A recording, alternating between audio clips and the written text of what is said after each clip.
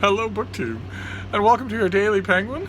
This is our tour through my Penguin Classic wall, and that's your daily glimpse of Frida. I gave her a tiny bit of a clipping around the face and ears, not probably noticeable to you, but I felt impelled to do it because I keep getting pictures of well-groomed miniature schnauzers in the mail. That make you feel a little bit self-conscious, although not her.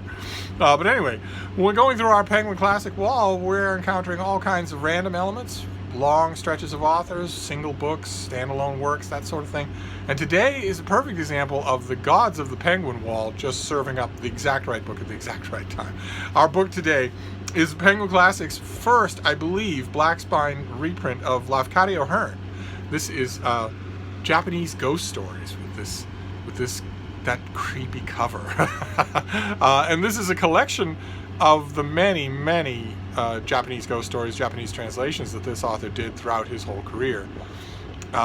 We associate Lafcadio Hearn with Japan because he spent 14 or 15 years of his life there, the final 14 or 15 years, and fell in love with the whole place, fell in love with the country, the people, especially the customs and folklore, and started writing about it, and hit a vein. His Japanese writings and translations sold better than anything else that he'd ever written in a long career of writing. And we think of him that way. We think of him as a Japanese author, as a person who took a Japanese name, who worked at Japanese universities. And if you might be tempted, if you don't think of him that way, to think, well, that he had a knockaround life and lived in a whole bunch of places, including America, several times. But when it comes to the simple, no-fuss, bare-bones, completely effective storytelling skill that he displays in this book and in every other book that he wrote, you have to look to Ireland. Ireland is where he learned those skills. Ireland is where he spent his formative years. And who knows, if the tumblers of his life had fallen slightly differently, maybe he would have written books like this about Irish legends, Irish oral traditions, Irish folklore.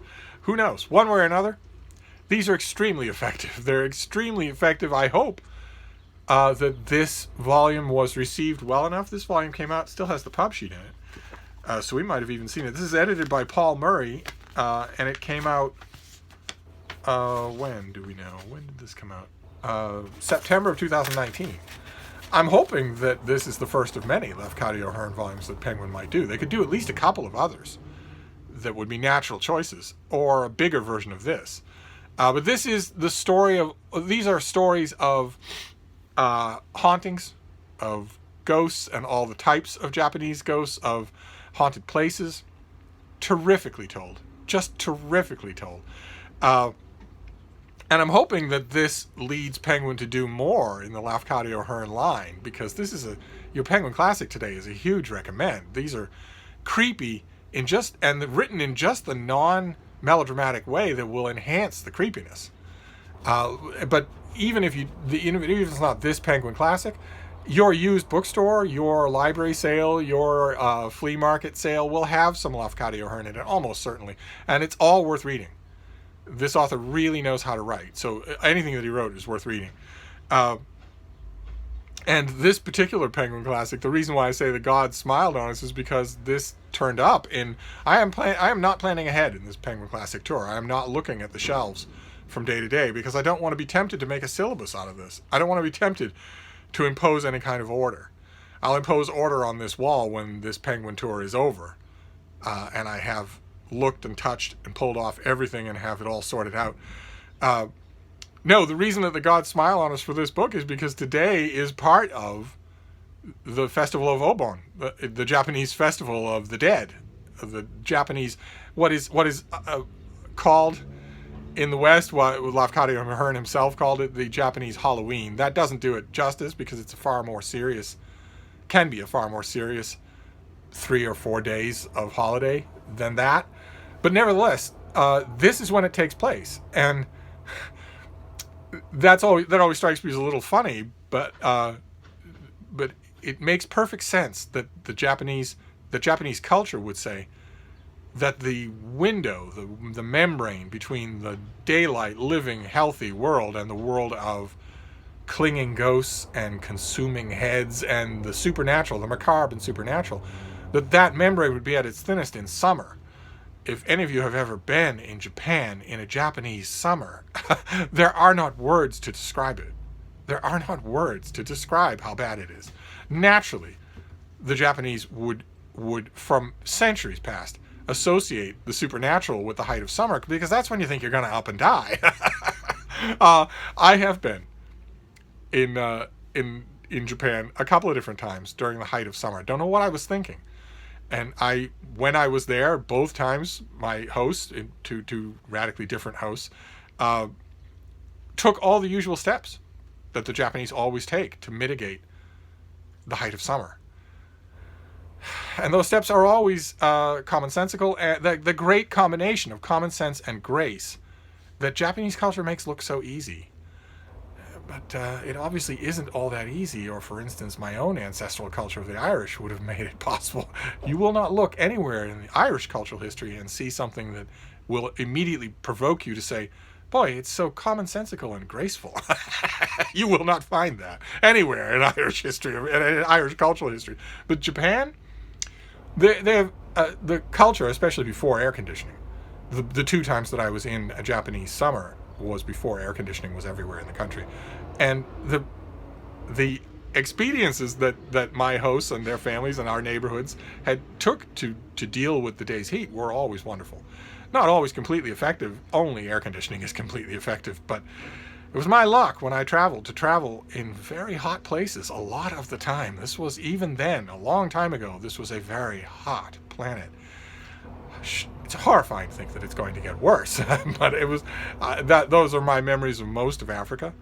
Those are my memories of Japan. I've only visited Japan in the winter once, and a whole bunch of other places as well. But Obon is celebrated in many different ways. There's all sorts of great food. There are all sorts of religious ceremonies that you can do, all sorts of observances like that. But also it's the time when the ordinary, for instance, secular, non-religious Japanese person will pull out a copy of ghost stories. Whether it's Lafcadio or Hearn, or there are a couple of very big and very old anthologies of Japanese ghost stories that have never been translated in their completeness into English. Very frustrating, because this is a great subgenre of a kind of Japanese writing. There's one of those is as old and as big as The Tale of Genji. It has never had a full-length English translation with annotations, which would be a dream come true.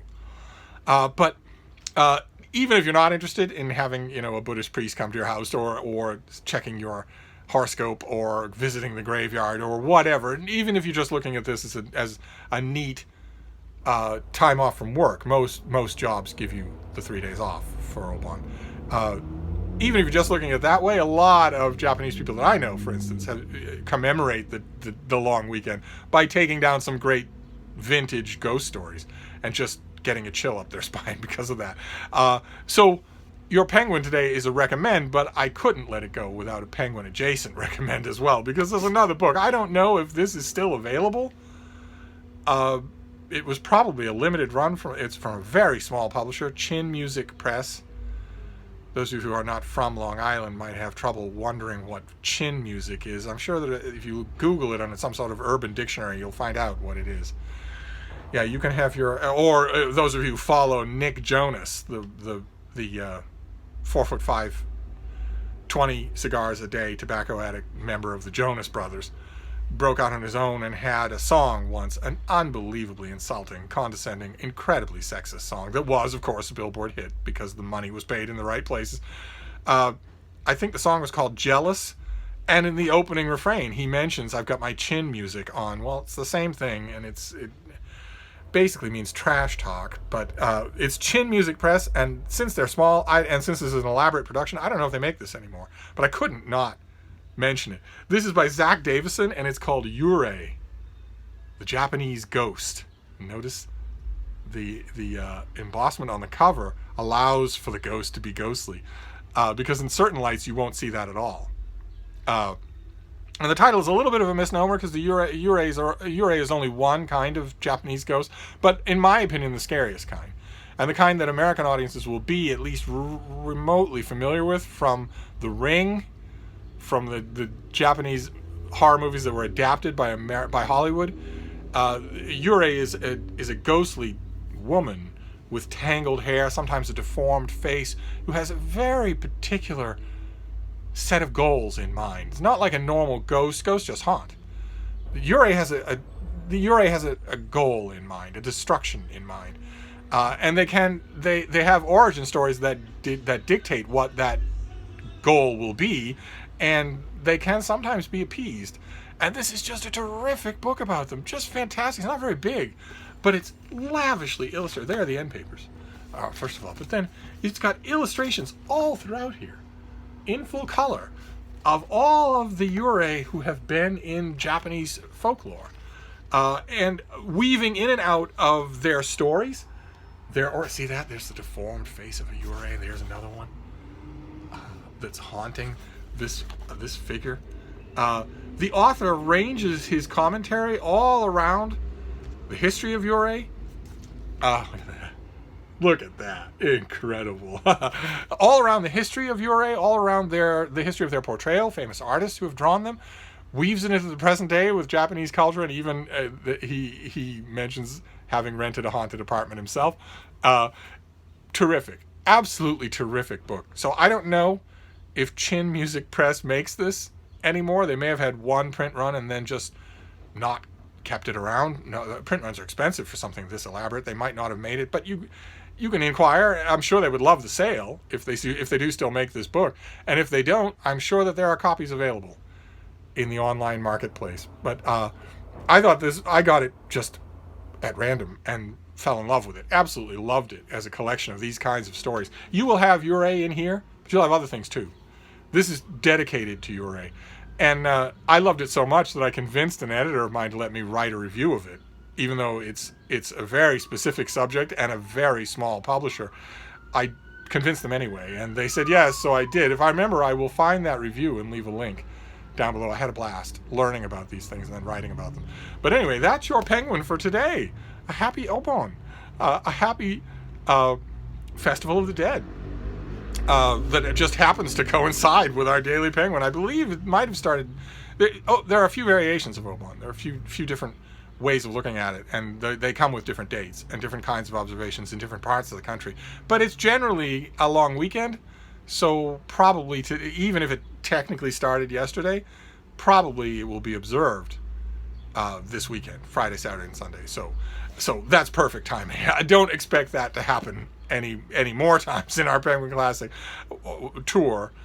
Who knows what we'll encounter tomorrow, but it almost certainly won't be whatever anniversary tomorrow is. So I'm going to wrap this up for now. Great fun and a great excuse for me to add this to my weekend's rereading, because I haven't pulled this down off the shelf and reread it in some time, and it's very enjoyable.